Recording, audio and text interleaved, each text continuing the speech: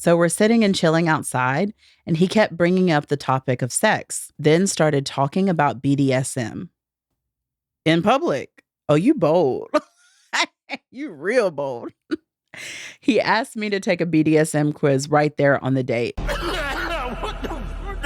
What did he say? He asked you to do what? It's a new beginnings and a better life. It's the dancing underneath the disco lights. They can try, but they can never take me down.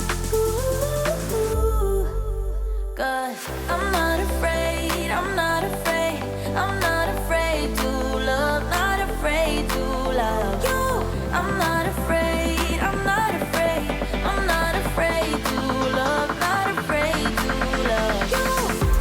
They always bring all the lonely, but with you here, nothing can scare me.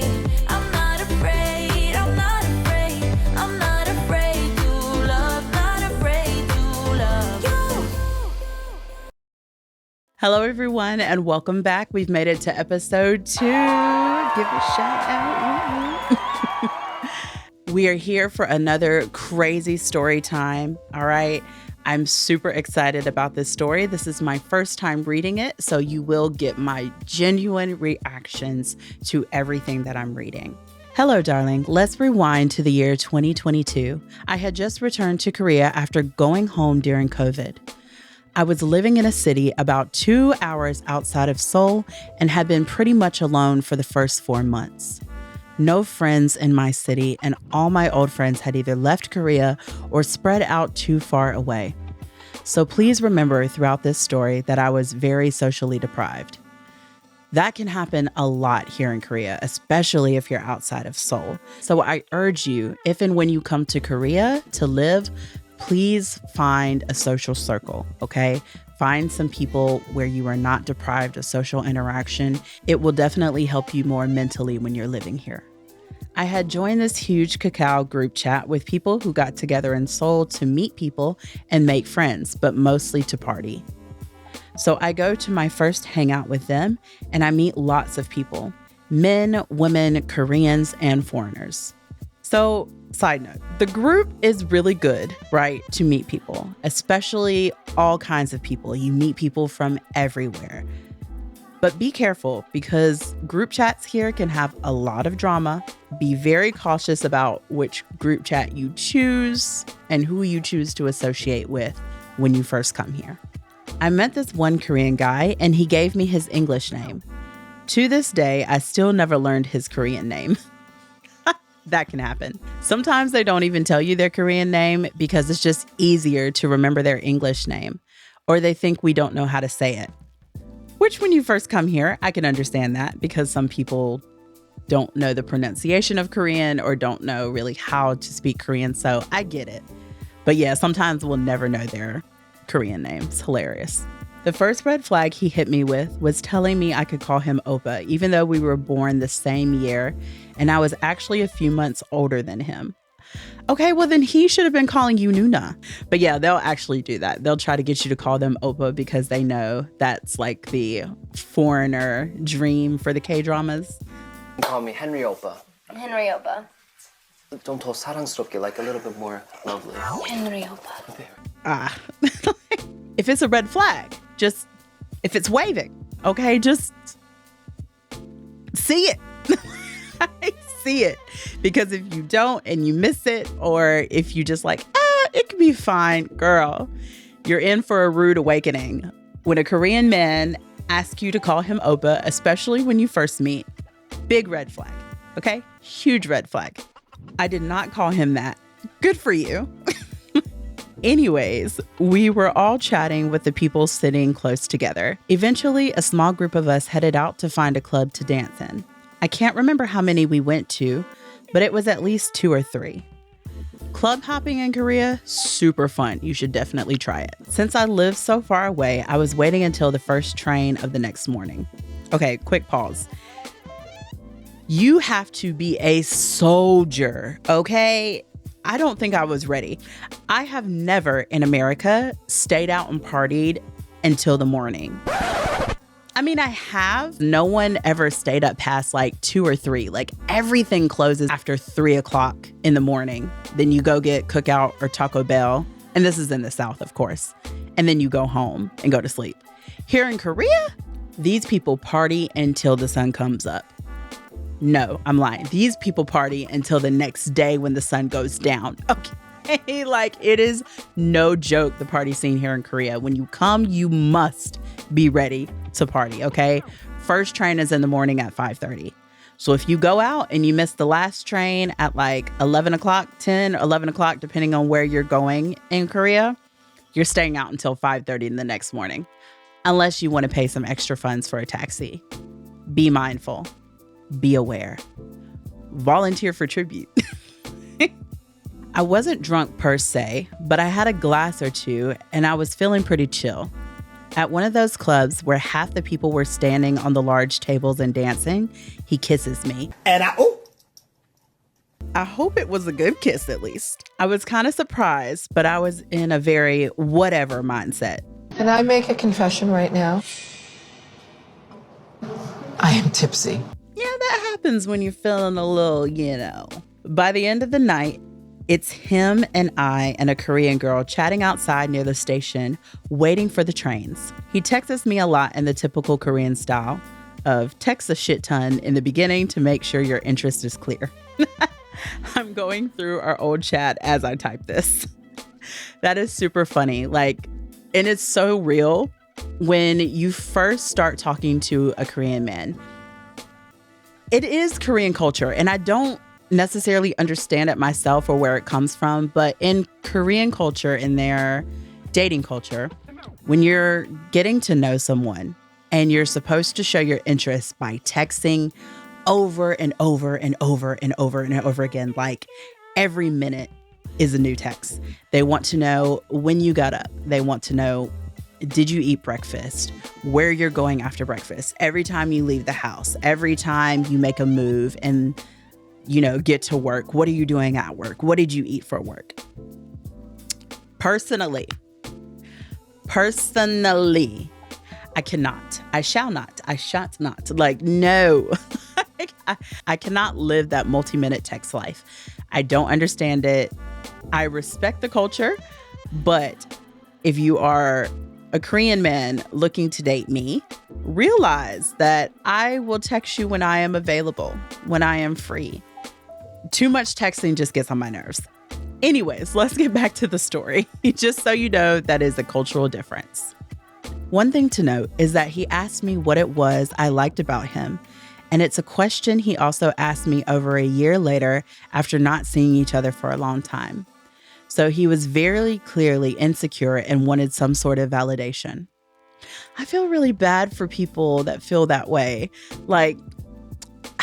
As a woman, I don't know if it's because I'm a woman, but I do like a little validation here and there. I do want to know why you like me. If you don't like me, I don't want to know why you don't like me. But I definitely want to know why you like me because, I don't know, that something about knowing makes me feel more attracted to you. But that's just my opinion. So I get it. But yeah, if he asked you that question a year later, I would feel weird about it too. While I'm on the 2-hour ride home, he mentioned several times that it'd be easier if I stayed at his place instead of making that long trip home when I'm tired. Red flag, wave it. That's number 2. I don't know if you noticed, but that is the number 2 red flag. Or how he wants to take me on a date with no alcohol and says we can do home dates. Bombastic side eye. We know what home dates mean, sir. You're not slick. Okay, you're not slick.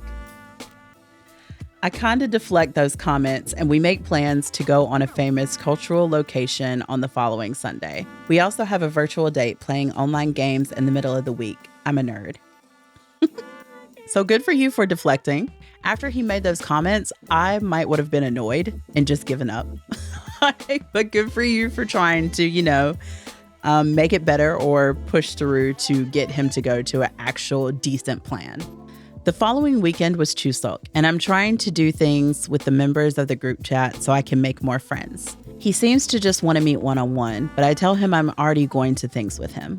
He joins and we spend the day on Friday doing group activities and meeting people. That night, we end up back in Hongdae, and I decided to go back to his place instead of spending the entire night out again. Ooh.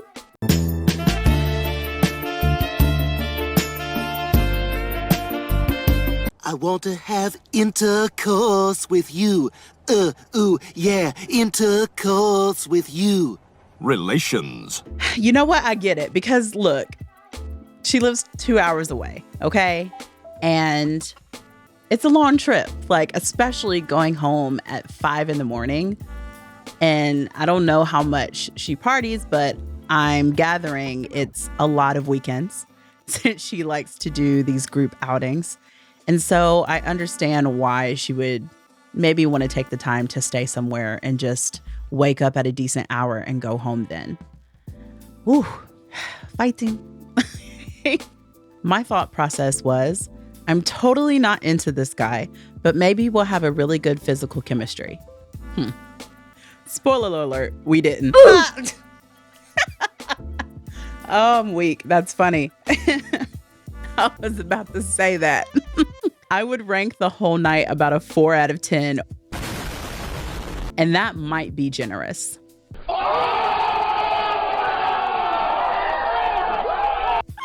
I go home the next day and I'm not feeling great about the whole thing, but I still have the date on a Sunday to give him one last chance. Okay, sis, I get it. I totally get it. Giving people chances is just what nice people do. But you rated that evening a 4 out of 10. So why would you try again? And here's where the blinding red flags come in. Oh, well, y'all ready to see the red flags? While on the date, we're walking around this cultural setting and he decides to smack my ass. Come on now, dog. Come on, man. Excuse me? You're out in public at a cultural area. So this is not like in Hongdae, right? Hongdae is definitely not cultural. This is somewhere like a temple or like a museum or wherever, and you just smacked someone's ass. Like, what are you doing? What the dude? Right. Like, what are you doing? That's disrespectful, inappropriate. So we're sitting and chilling outside, and he kept bringing up the topic of sex, then started talking about BDSM. In public. Oh, you bold. You real bold. He asked me to take a BDSM quiz right there on the date. What did he say? He asked you to do what? I don't know if I would have stayed. I think I would have got up and left. He asked you to take a BDSM quiz right there. What is with these dudes, yo? Like, quizzes here in Korea are kind of famous. Like, the MBTI is a quiz. It tells your personality. Then they have like sexual quizzes, and the BDSM quiz is one of them.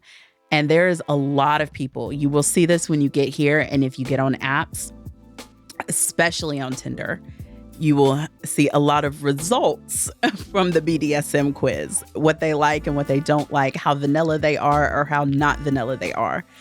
Y'all, they got some freaks out here.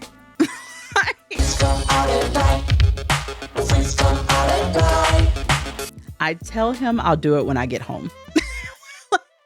Why did you even say you'll do it? I would just be like, no, thank you. I do and get very vanilla results, which I send him a screenshot of. Happens to the best of us. He still tries to negotiate with me, and I'm like, let me think about it. What is he negotiating? What is it that he wants out of this quiz? What is it that he wants to do from this quiz? I mean, you don't have to tell me, but I'm very curious. The entire time I'm thinking, okay, I need to end this. Right. But I'm non-confrontational, so I can't figure out how yet.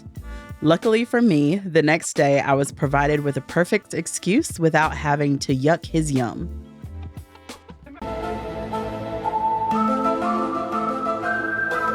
What do you mean by that? Okay, first, what does yuck his yum mean? What does that even mean? That's the first time I've heard that saying. It's super cute, but please message me and tell me what that means. Without having to yuck his yum. I think I have an idea, but I'm not sure. That's so funny. Also, when you're in this kind of situation and you're non-confrontational, I understand where you're coming from. I am also non-confrontational, but when I'm in this situation, it just calls for honesty. It just calls for, hey, I'm really uncomfortable about us speaking about this right now. Can we just either talk about something else, or I would prefer for us to just end the date here. Like, you just have to say it in the layman's terms, right? In the nicest way possible, in the layman's terms. Hopefully they won't get upset because K-rage is a thing. But nah, like at this point, you got to stand up for yourself because all of this is done in public. Not okay. On Monday, I go on another group activity, this time without him. I'm with a group of about a dozen people, and we're all chatting and experiencing some Korean culture. It was a great time, except that he was texting me the entire time because, as we stated before, they do that. Saying that he misses me, what's wrong, and I quote, "I'm worried if you do this." This meaning not responding. He even messaged a mutual friend that we both knew who was in the group chat with me. Oh no.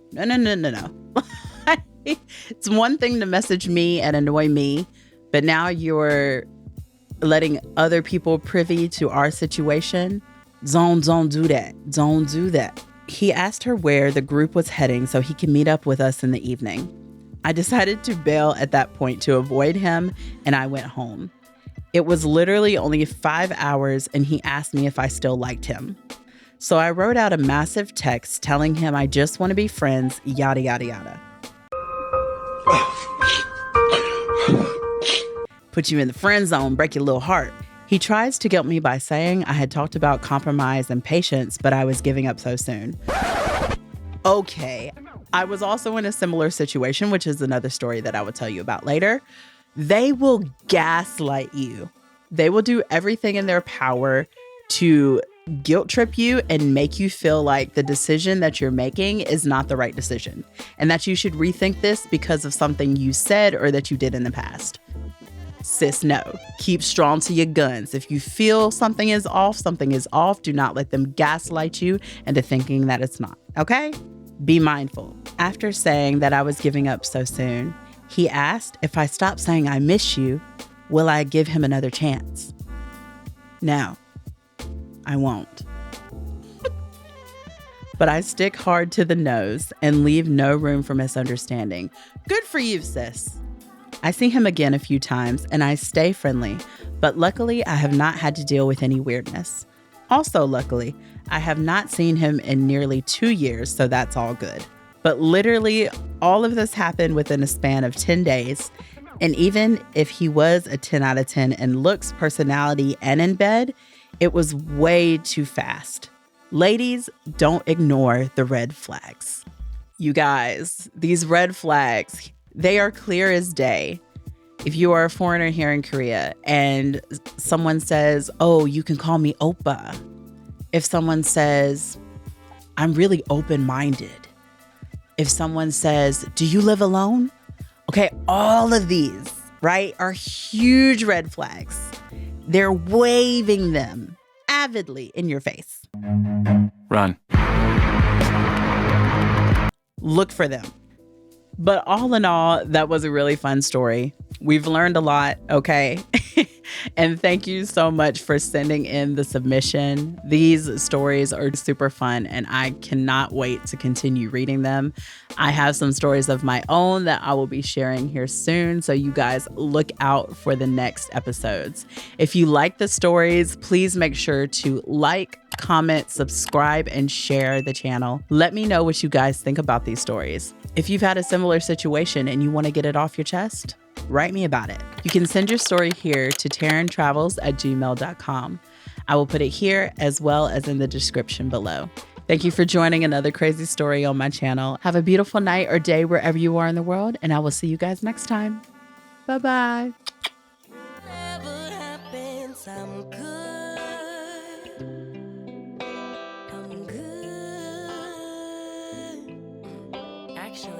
feeling good, kinda great.